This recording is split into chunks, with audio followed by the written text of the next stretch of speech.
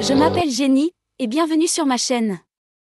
Je vis dans Microsoft Azure et je suis ici pour vous aider à naviguer dans le monde des processus métiers de Dynamics 365 AIERP.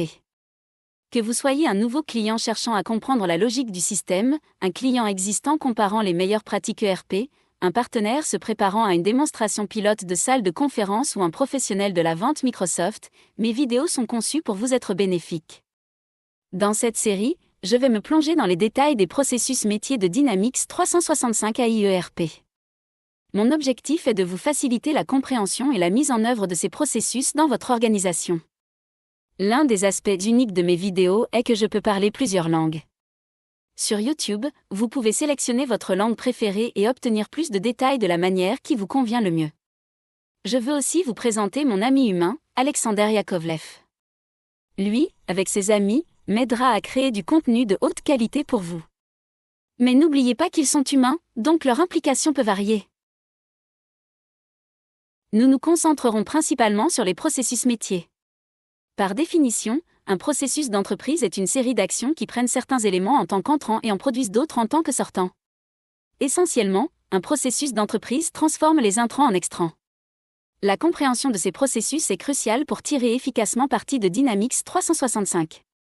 Lorsque nous appliquons cette définition à n'importe quelle entreprise commerciale, nous pouvons dire que le processus commercial de niveau supérieur ou de niveau 0 implique de transformer les idées commerciales et les investissements initiaux en profit ou en perte. Chaque processus d'entreprise peut être décomposé en sous-processus. Par exemple, il existe actuellement 15 scénarios de haut niveau, niveau 1. Chacun d'entre eux peut être divisé séquentiellement en zones de processus métier, niveau 2, processus métier, niveau 3, et modèle, niveau 4. Dans nos vidéos, nous utiliserons la numérotation suivante. Par exemple, nous avons le modèle 80.40.160.100 accepté d'utiliser les ressources d'une autre entité juridique.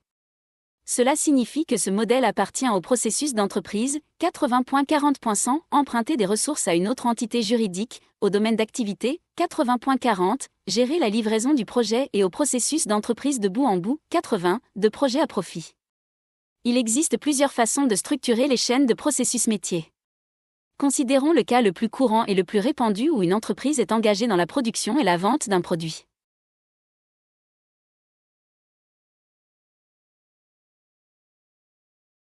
Si votre entreprise n'implique pas le développement de nouveaux produits sur commande, le premier processus commercial de la chaîne sera le scénario de bout en bout Design to Retire ID40.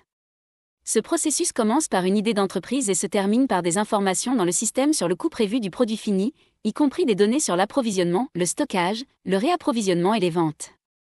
Si l'entreprise est engagée dans la fabrication, des informations sur les composants et les matériaux, l'équipement, les opérations et les exigences en matière de personnel, ainsi que les sous-traitants nécessaires à la production de ce produit, sont ajoutées. Si votre entreprise fournit des services à ses clients, vous devez utiliser le scénario Concept to Market ID30. Le scénario de bout en bout suivant est Forecast to Plan ID50. Ce processus reçoit des informations sur le produit fini et les statistiques de vente de ce produit dans le passé.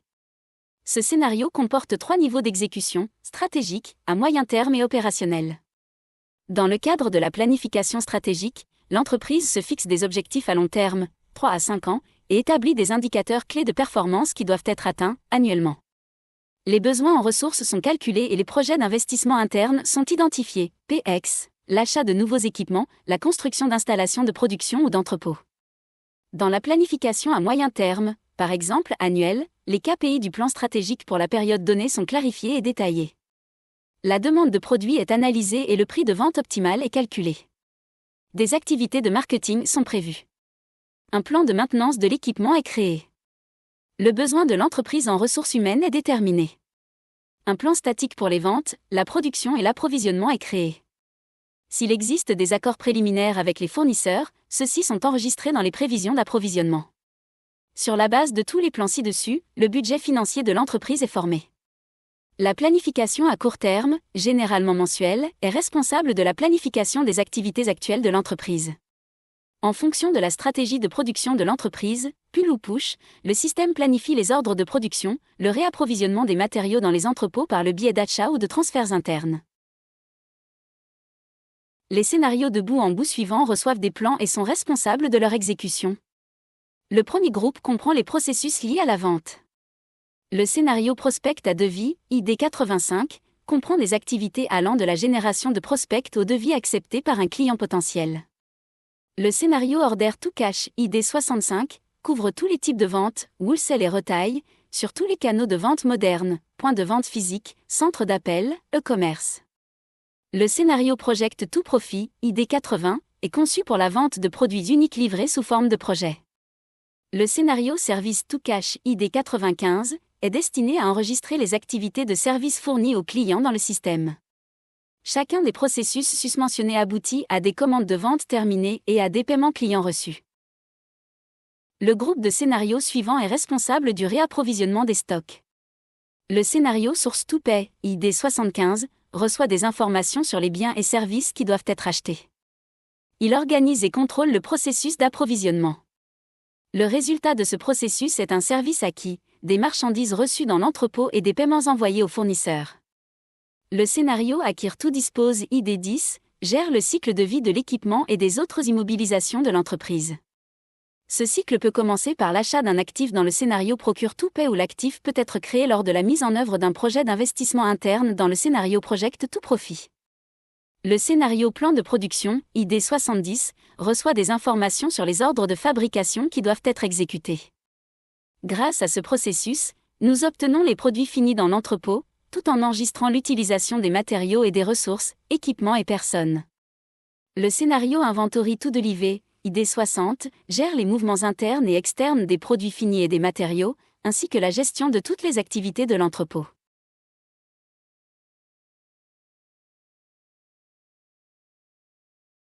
Le scénario de bout en bout ailleurs tout retirement, ID 55, reçoit des informations sur les ressources humaines requises et comprend tous les types d'activités liées à l'organisation, à la structure et au personnel de l'entreprise, de l'embauche à la retraite. Et le dernier scénario de cette diapositive est Record tout report, ID 90. Initialement, le processus reçoit son plan, budget financier, d'une prévision à l'autre. Tout au long de l'année, tous les processus liés à l'exécution de la supply chain créent des transactions financières dans le grand livre.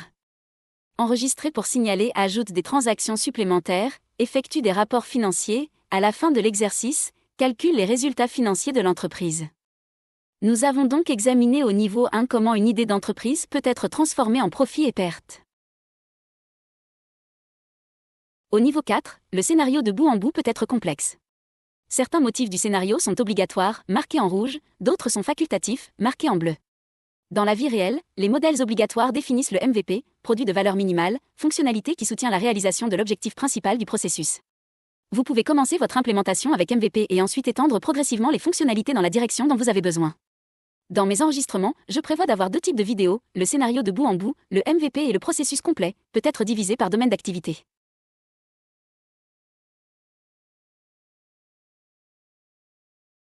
Pour la démonstration des processus d'entreprise, nous utiliserons les données de l'entreprise Contoso Coffee.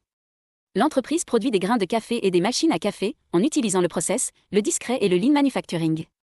Nous utiliserons le principe de fabrication classique make to stock, où les produits sont fabriqués pour le stock, sur la base de prévision ou de recharge de stock minimale, ce dernier est généralement calculé sur la base des prévisions ou de la consommation historique. La société opère dans plusieurs pays et vend des produits à des clients de gros et de détail en utilisant tous les canaux de vente modernes.